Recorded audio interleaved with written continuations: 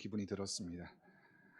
우리 여자 성도님들은 다 잘 아시겠지만 친정 가는 마음이 얼마나 기쁘고 얼마나 또 기다리던 그런 마음입니까? 예, 오늘은 조금 달랐습니다. 그 친정을 가긴 가는데 어머니가 없는 친정으로 간다라고 하는 게 마음이 좀 무거웠지만 그래도 어머니가 계신 것처럼 말씀을 전하고 또 사랑하는 마음으로 이 자리에 왔습니다. 우리 귀한 성도님들에게 은혜가 되는 말씀, 또 7여전도의 우리 헌신 예배 가운데 하나님께서 주시는 말씀의 은혜가 있기를 주님의 이름으로 축복합니다. 담임 목사님 연락을 받고 사실은 조금 고민을 했습니다. 거리가 멀기도 하고 시간을 맞출 수 있을까라는 생각도 들었지만, 특히나 고향 어른들 앞에서 말씀을 전하는 것이 목사인 저에게도 별로 그렇게 쉬운 일은 아닙니다. 마음이 무거웠지만, 하지만 얼마 전 돌아가신 어머니가 늘 저에게 하셨던 말씀이 생각이 났습니다. 전할 기회가 있으면 전해야 된다라고 하는 것, 그 말씀에 순종하는 마음으로 왔습니다. 늘 저희 어머니가 병상에 있을 때에도 기도하시는 모습으로 저에게 들려주셨던 말씀이기도 하고, 또 아픈 마음으로 제가 마지막으로 병원에 병상에 누워 계시는 어머님 만나러 갔을 때 아들이 자주 좀 사진도 찍고 그랬으면 좋겠는데 제가 어머니하고 찍은 사진이 없더라고요. 그래서 마지막 병원에 갔을 때 같이 사진 찍자고 하고 사진기를 이렇게 핸드폰으로 들이미니까 저희 어머니가 그 사진기 보면서 반가운 마음으로 사진을 찍어 주시면서 딱 한마디 하셨습니다. 기도하고 있다라고 하는 말씀을, 그렇게 별로 정신도 온전하지 못하셨는데도 들려주신 말씀에 늘 마음에 감동이 남아 있습니다. 말씀 전하기 전에 저희 어머니를 그동안 늘 사랑해 주셨던 우리 거양교회 목사님을 비롯한 모든 성도님들에게 감사드리고, 또 저도 잊지 않고 거양교회를 위해서 늘 기도하겠습니다. 저희 어머니는 거양교회 성도님들과 목사님들이 많이 사랑해 주셨고, 저는 또 제 교회에서 저희 어머니와 같은 성도들을 또 사랑하고 섬기면서 목회하겠습니다. 그런 귀한 은혜가 함께 나누어질 수 있기를 바랍니다. 우리가 코로나 기간이 벌써 한 2년 6개월, 2년 8개월 이렇게 지났네요. 그 기간을 지나면서 조금 전에 여러분들 함께 불렀던 은혜라는 찬양을 참 많이 불렀습니다. 그 찬양을 제가 오늘 우리 담임 목사님께 요청을 하면서 함께 성도들과 불렀으면 좋겠다라고 말씀을 드렸습니다. 왜냐하면 코로나 기간을 지나면서 우리가 예배당에 와서 예배드릴 수 있다는 것도 참 평범한 일이었는데 이게 하나님의 은혜였구나라는 사실을 알게 되었습니다. 그리고 교회 성도들과 함께 정말 평범한 일이었지만 점심시간이 되어서 같이 식사할 수 있다는 것, 밥상 공동체를 만들 수 있다라는 것도 평범한 일이었지만 참 은혜였구나라는 사실을 알게 되었습니다. 일상이라고 하는 것, 우리가 평범하게 지나는 시간이지만 그런 시간들을 하나님의 은혜로 지나갈 수 있다는 것이 얼마나 큰 은혜의 시간인지 모릅니다. 오늘 말씀에서 바울은 정말 이런 고백으로 살았던 사람입니다.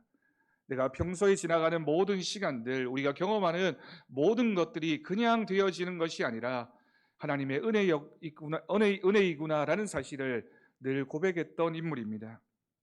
그래서 오늘 말씀에서 사도 바울이 이렇게 고백합니다. 나의 나된 것은 하나님의 은혜입니다. 여러분, 이 고백은 바울의 고백이기도 하지만 저의 고백이기도 하고 오늘 이 예배를 함께 드리는 우리 모든 성도들의 고백이 될 수 있기를 바랍니다. 우리가 생각해보면, 돌아보면 하나님의 은혜 아닌 것이 없고, 우리가 지금도 살아서 이렇게 호흡하면서 이 자리에 나와서 예배드릴 수 있다는 것도 모두가 하나님의 은혜입니다. 고린도전서 15장 말씀에서 사도 바울은 그리스도의 부활에 대해서 전합니다. 그리고 1절 말씀에서 부활의 사건이야말로 우리가 믿는 사람으로서 가장 은혜라고 고백하는 사건임을 말씀합니다. 그리고 이어지는 1절에서 8절까지 말씀을 보면 복음이 어떻게 전해졌고 지금 나에게도 복음이 찾아오게 되었는지 그 과정에 대해서 설명하고 있습니다. 그런데 3절과 4절 말씀에서 계속 반복되어지고 있는 한 구절이 있는데 그 말씀이 바로 성경대로라는 말씀입니다. 여러분, 하나님의 은혜는, 하나님의 역사는 하나님이 말씀하신 대로 이루어지는 역사입니다. 그러므로 성도는 성경을 많이 읽고 알아야지만, 하나님 말씀을 매일 묵상해야지만 정말 이게 하나님의 은혜라는 사실을 알게 되는 것이죠. 여러분, 지구상에서 지금까지 만들어진 책 중에 제일 많이 팔려진 책이 바로 성경입니다. 근데 어느 학자가 조사를 해보니까 그렇게 많이 팔렸지만 제일 읽지 않는 책도 성경이라고 합니다. 우리 거양교회 성도님들은 그렇지 않겠지만, 우리가 흔하게 성경을 우리 주변에 가지고 있지만 그 성경은 가지고 있는 것이 목적이 아니라 읽고 묵상하고 그 말씀이 우리의 삶에서 어떻게 이루어지는지를 우리의 눈으로 확인하면서 살아가는 것이 바로 말씀의 은혜입니다. 조금 전에 읽었던 5절에서 8절까지의 말씀을 보면 여러 사람들의 이름이 등장하고 있습니다. 그 사람들은 부활하신 주님을 만났던 사람들입니다. 게바가 있고요, 12제자와 500여 형제, 야고보, 모든 사도, 그리고 마지막에 설명하면서 만삭도 되지 못해서 난 것 같은 그런 사람인 나에게도 우리 부활하신 주님이 만나 주셨다라고 바울이 고백하고 있습니다. 그리고 9절과 10절과 11절 말씀에서 사도 바울이 나 같은 사람이 하나님의 사도가 어떻게 되었는지에 대한 구체적인 내용들을 기록하고 있는 말씀입니다. 여러분, 이 긴 말씀, 우리가 1절부터 11절까지 말씀을 읽으면서 사도 바울이 이렇게 고백하고 있는데, 우리도 이 사도 바울처럼 이런 고백으로 하나님 앞에 서려면 우리가 어떻게 해야 하는지가 오늘 말씀을 통해서 우리가 나누려고 하는 핵심적인 내용이 되겠습니다. 첫 번째로 우리가 생각할 것은 은혜의 사람이라고 우리가 고백하려면, 내가 하나님의 은혜를 받은 사람이다 라고 고백하려면 제일 먼저 해야 할 것은 내가 하나님 앞에 얼마나 작은 사람인지를 고백할 수 있는 믿음이 있어야 됩니다. 많은 사람들은 크다고 인정받기를 원합니다. 내가 크다고 생각하고 내가 무엇인가를 할 수 있고 내가 다른 사람들보다 낫고 내가가 앞서고 내가가 먼저가 되다 보면 결국에는 하나님의 은혜를 잊어버리게 됩니다. 사도 바울은 내가 얼마나 작은 사람인지를 고백하는 믿음이 있었기 때문에 그래서 하나님의 은혜를 알 수 있었습니다. 여러분, 오늘 이 말씀은 고린도 교회에 주어진 말씀입니다.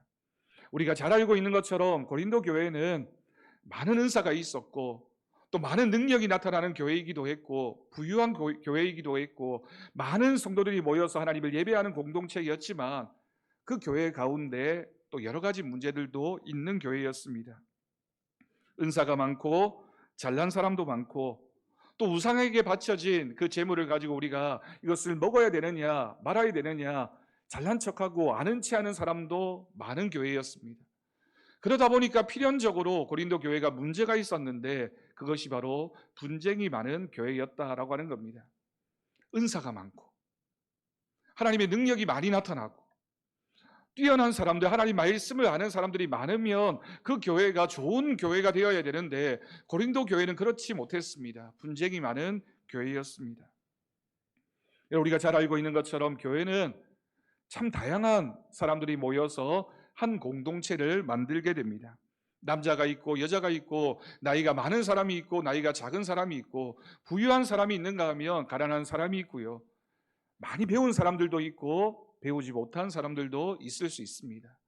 정치적으로 본다면 굉장히 진보적인 생각을 가진 사람들도 있을 수 있고 보수적인 생각을 가진 사람들도 있을 수 있습니다. 제가 대구에서 목회하다 보니 교회에서는 제가 정치적인 얘기를 하지 않았으면 좋겠다라고 성도들에게 늘 얘기합니다. 선거 때만 되면 또 중요한 어떤 정치적인 이벤트가 있다 보면 성도들이 그런 정치적인 이야기들을 교회 안에서 많이 하게 되는데 대부분의 경우에 다 똑같다라고 생각하지만 절대로 그렇지 않습니다. 대구만 하더라도 선거를 하면 최소한 20%에서 30%의 사람들은 다른 생각을 가진 사람들이 있습니다. 교회도 그렇다는 것이죠.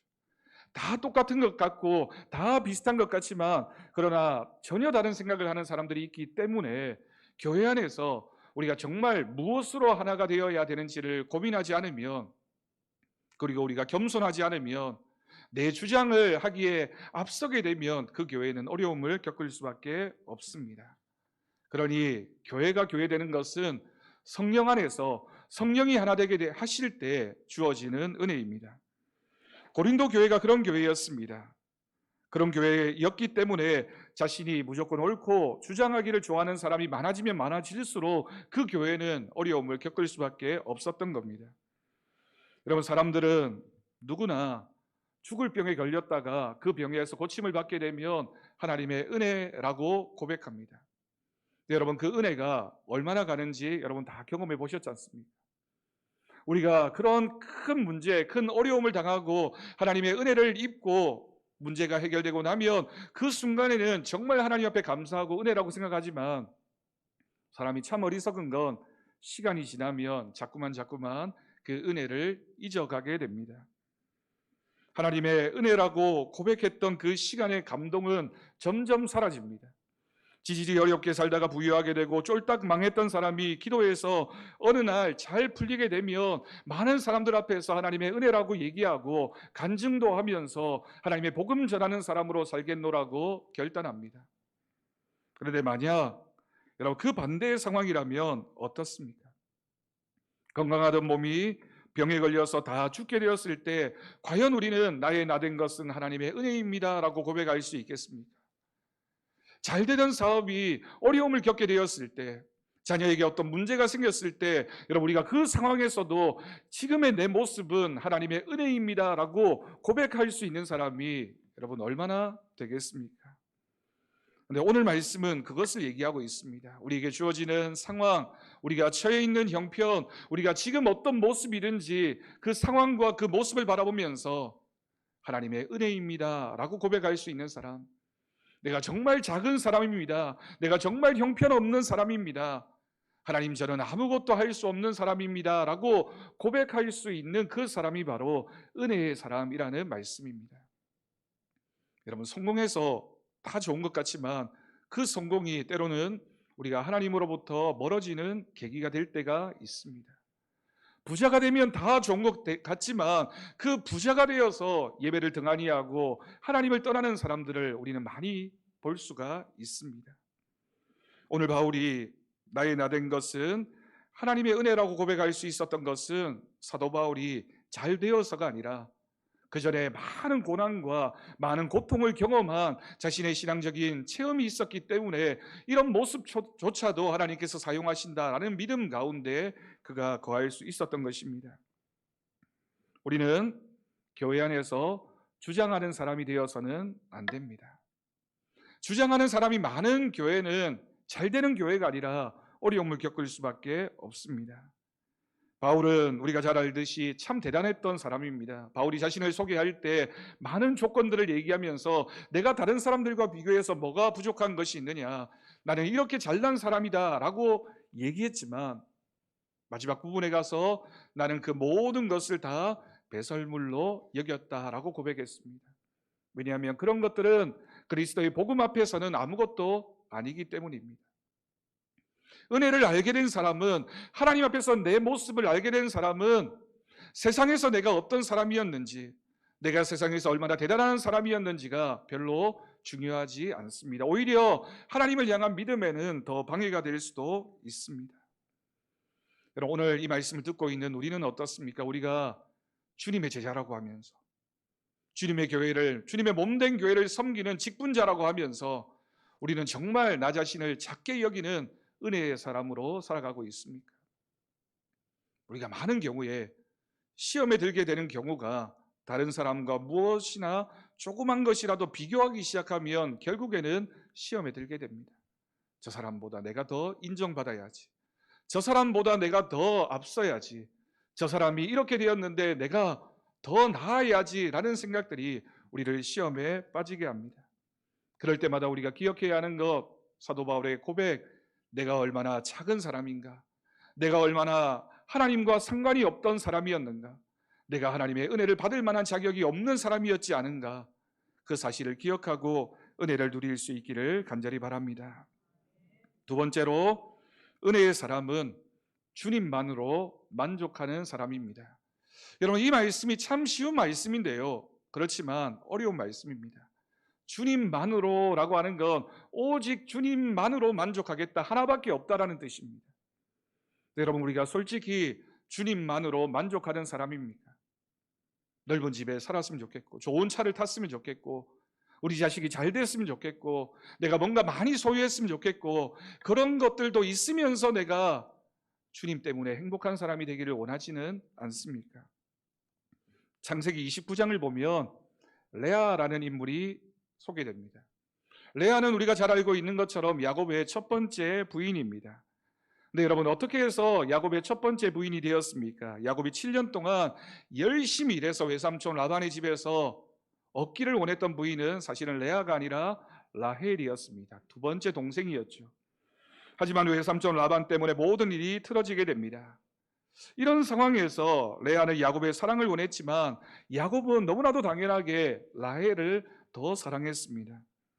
사랑받지 못하는 결핍, 한 가정 안에서 함께 살아가고 있으면서 남편이 나를 사랑하지 않는다, 더구나 동생과 비교해서 동생은 사랑하는데 나는 사랑하지 않는다라는 그 마음의 결핍이 얼마나 큰 고통으로 다가왔겠습니까? 그러던 중에 하나님께서 레아에게 아들들을 주십니다. 레아가 이 아들들의 이름을 지은 것을 보면 레아의 마음이 어떠했는지를 우리가 알 수 있습니다. 첫 번째 아들의 이름은 루벤입니다. 여호와 하나님께서 자신의 괴로움을 돌보셨으니 이제는 남편이 나를 사랑하게 될 것이다 라는 이름의 뜻입니다. 두 번째 아들의 이름은 시몬입니다. 여호와 하나님께서 내가 남편에게 사랑받지 못함을 들으셨다라는 뜻을 가지고 있습니다. 세 번째 아들의 이름은 레위입니다. 세 아들을 낳았으니 이제부터 남편이 자신과 연합하게 될 것이다 라는 소망을 담고 있습니다. 여러분, 이 이름들이 뭘 말합니까? 그렇게 되지 못하고 있는 상황 가운데 고통당하고 그 이름을 지어 부르면서 이렇게 되었으면 좋겠다라는 이름으로 부르고 있지만 그 가정에서 이 세 아들의 이름이 불릴 때마다 그 가정에서 그 이름을 듣고 있는 사람들의 마음이 어떠했겠습니까? 사랑받기를 원하고 연합하기를 원하고 인정받기를 원하는 이름으로 부르고 있지만 실제로는 그렇지 못하는 상황 가운데 레아가 있었습니다. 라헬은 반대의 상황입니다. 남편의 사랑은 받고 있지만 자녀를 낳지 못하는 결핍이 있습니다. 세상 일은 다 좋은 일은 없는 법입니다. 다 가질 수도 다 만족할 수도 없는 것이 인생입니다. 성도들의 가정의 이야기를 들어보면 가정마다 문제가 없는 가정이 없습니다. 좋아 보이는데 저 장로님 가정이라면 다 행복해 보일 것만 같은데 그 가정의 신방 가보면 하나씩 문제점은 있고 그 문제를 가지고 아파하고 힘들어하면서 하나님 앞에 엎드리는 것이 우리들의 모습입니다. 레아도 라헬도 가진 것이 있었고 가지지 못한 것이 있었습니다. 그런데 두 사람 모두의 문제는 내가 가진 것은 감사하지 않고 가지지 못한 것에 대해서 결핍을 느끼다 보니까 하나님 안에서 만족함을 누리지 못하고 있는 겁니다. 레아가 만약 그래도 나에게는 이렇게 자식들이 있지라고 생각했다면 하나님께 감사하고 은혜를 고백했을 겁니다. 라헬이 그래도 내가 남편의 사랑은 이렇게 가득 받고 있지라고 생각했다면 하나님 앞에 감사하지 않았겠습니까? 여러분, 우리가 그렇습니다. 하나님만으로 만족하는 것이 믿음입니다. 이것이 있고 저것이 없어서 불행하고 행복해지는 것이 아니라 그 모든 것이 다 없더라도 하나님 때문에 만족하는 것, 하나님 때문에 내가 행복해지는 것, 하나님이 내 삶에 있을 때 그것이 내 만족함이 되어지는 것이 바로 은혜의 사람인 줄로 믿습니다. 하나님만으로 만족하는 것이 믿음입니다. 여러분, 믿으십니까? 그런 믿음이 우리 가운데 있기를 간절히 바랍니다. 그런데 왜 우리는 이런 문제 해결자 되시는 어떤 문제가 있든지 우리가 하나님 앞에 나아가면 그 문제를 해결해 주시는 하나님 앞에 주님을 찾지 않을까요? 우리는 사도 바울의 고백처럼 내가 나 된 것은 하나님의 은혜로 된 것입니다. 우리가 태어날 때 뭘 그렇게 많이 가지고 태어났습니까? 누구나 할 것 없이 다 빈손으로 왔지만 지금까지 우리가 잘 먹고 잘 살고 있습니다. 2022년 한 해를 돌아보십시오. 우리가 새해를 시작할 때 많은 걱정과 고민을 가지고 또 기도 제목을 가지고 시작했습니다. 올 한 해 내가 이렇게 잘 살아낼 수 있을까? 내 삶이 정말 어떻게 지나갈 수 있을까라고 생각했지만 지금 돌아보면 그 모든 순간마다 하나님이 함께 하셨고 코로나의 상황이었지만 우리가 경제적으로 어려운 부분도 있었지만, 많은 문제들도 있었지만, 그러나 믿음 변하지 않고 주님을 찾고 이 자리에 앉아 있을 수 있다는 것, 모든 것이 다 하나님의 은혜입니다. 이제 10월을 지나면서 여러분 한번 우리들의 삶을 돌아보면서 추수감사주의를 우리가 이제 곧 맞이하게 될 텐데, 여러분 어떤 감사의 제목들이 있는지를 생각해 볼 수 있기를 바랍니다. 제가 경주에서 열심히 사역했습니다. 제가 아마 거양교회 한 5년, 6년 전쯤에 헌신 예배 때 한번 설교를 하러 온 것으로 기억이 나는데요. 교회가 많이 부흥했습니다. 그리고 그 기간 동안 영건평 한 220평 정도 되는 비전 센터도 건축했습니다. 그런데 문제가 생겼습니다. 교회가 항상 다 좋을 것 같은데 좋은 일만 있는 건 아닌 것 같아요.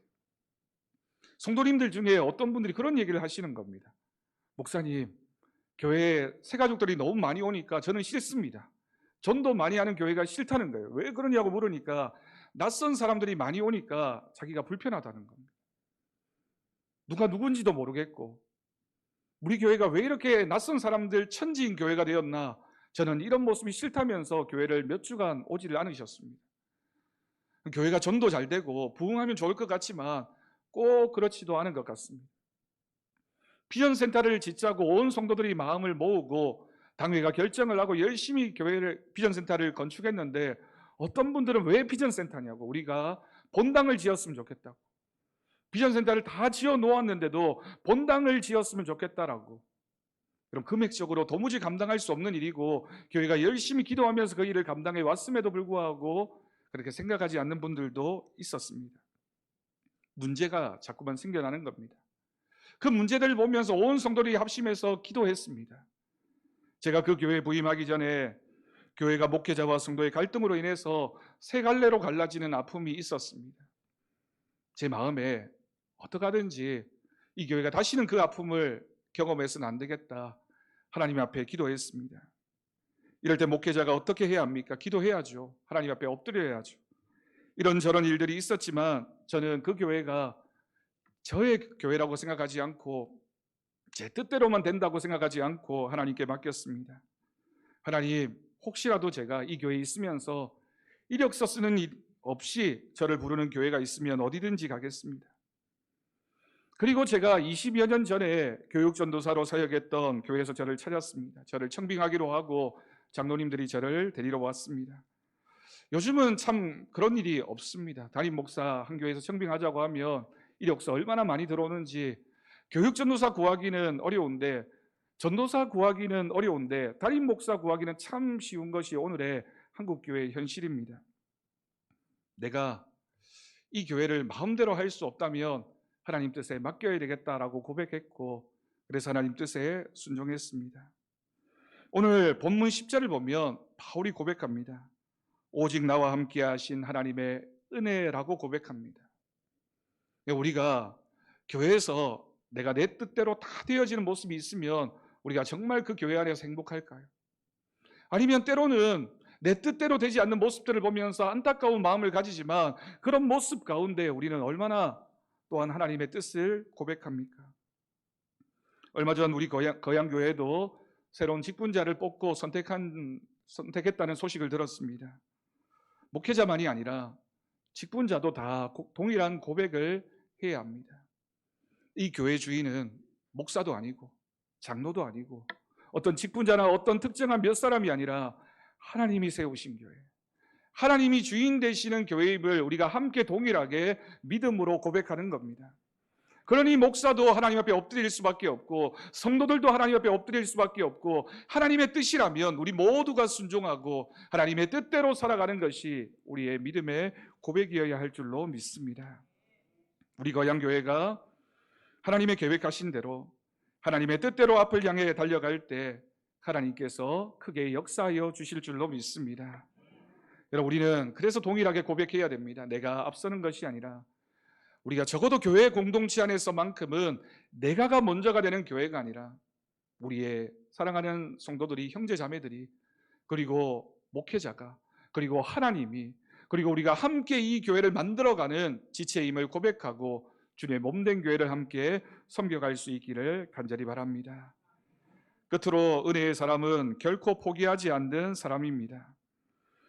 사도 바울의 삶을 생각해 보면 한마디로 정말 포기가 없는 사람, 포기할 줄 모르는 사명을 감당했던 사람입니다. 하나님께서 바울을 이끄시는 동안 사도 바울은 멈추지 않았습니다. 바울은 이제 끝이라고 말한 적이 없습니다. 실패하고 넘어져도 즉시 일어서고, 내가 죽음의 상황 가운데 몰린다 할지라도 하나님께서 붙잡아 주심을 믿고 늘 자신에게 주신 사명을 감당했던 사람입니다. 그 마음의 고백이 빌립보서 3장 13절과 14절 가운데 담겨져 있습니다. 형제들아, 나는 아직 내가 잡은 줄로 여기지 아니하고 오직 한 일, 즉 뒤에 있는 것은 잊어버리고 앞에 있는 것을 잡으려고 표대를 향하여 그리스도 예수 안에서 하나님이 위에서 부르신 부름의 상을 위하여 달려간다라는 믿음의 고백입니다. 여러분, 우리가 목적지가 분명하면 흔들리지 않습니다. 우리 교회가 지금 어디를 향해 가고 있는지를 정확하게 알고 온 성도가 동일한 비전을 가지고 있으면 그 교회는 흔들리지 않습니다. 목적이 불투명해지고 내가 뭘 하고 있는지를 모르게 되면 흔들림과 아픔과 고통을 겪게 되는 것입니다. 제가 중학교 다닐 때의 일로 기억합니다. 저도 중학교 때 이 교회를 다녔습니다. 당시에 이치백 목사님 부임하시고 교회를 새로 건축하게 되었습니다. 온 성도들이 다 같이 건축원금을 작정을 했습니다. 중학생이었던 제 마음에 나도 작정해야지. 중학생이었습니다. 여러분, 제가 그때 얼마를 작정했는지 아십니까? 얼마를 작정했을 것 같습니까? 중학생이면 지금부터 아마 한 30여 년 전의 일인 걸로 기억이 나는데, 얼마를 작정했냐면 3천만 원을 작정을 했습니다. 지금도 3천만 원이면 큰 금액이죠. 여러분, 현금으로 3천만 원 가지고 계십니까? 중학생이었던 제가 3천만 원을 작정했습니다. 작정원금을 본 재정부나 당회원 목사님께서 황당하셨을 겁니다. 어쩌면 거양교회에서 건축원금 얼마 했나, 작정 얼마 했나 이렇게 통계 낼 때 저는 빠졌을지도 모릅니다.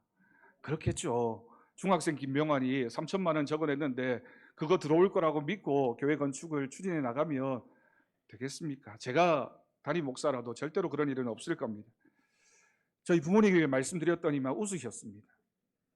거양교회에 있는 동안 제가 얼마 건축 헌금을 했는지 기억이 나질 않습니다. 근데 놀라운 일이 제가 목회하는 동안 벌어지게 됩니다. 제가 군대에서 군종병으로 교회에서 근무를 했습니다. 지금은 대전으로 갔지만 경성대학교 옆에 군수사령부라는 그 부대 칠성대 교회라는 교회의 군종병이었는데, 제가 그 부대에 있는 동안 교육관을 건축했습니다. 하는 수 없이 건축원금을 해야만 했습니다. 군 제대를 하고 거양교회에서 제가 교육전사를 잠깐 하고 처음 나간 교회가 지금 제가 사역하고 있는 대구에 있는 교회입니다. 부임해 보니 교회가 건축을 하고 있었습니다. 하는 수 없이 교육전도사였지만 건축원금을 해야만 했습니다. 이후에 서울에서 사역을 하고 다시 대구로 내려온 교회에서 제가 9년 동안 사역을 했는데 9년이라는 시간 동안 4년 동안 교회 건축을 했습니다. 꼼짝없이 건축원금을 해야만 했습니다. 조금 전에 말씀드린 대로 경주에 담임 목사로 가서도 교회가 비전센터를 건축하면서 목회자가 앞장서야 했기 때문에 건축원금을 또 해야 했습니다.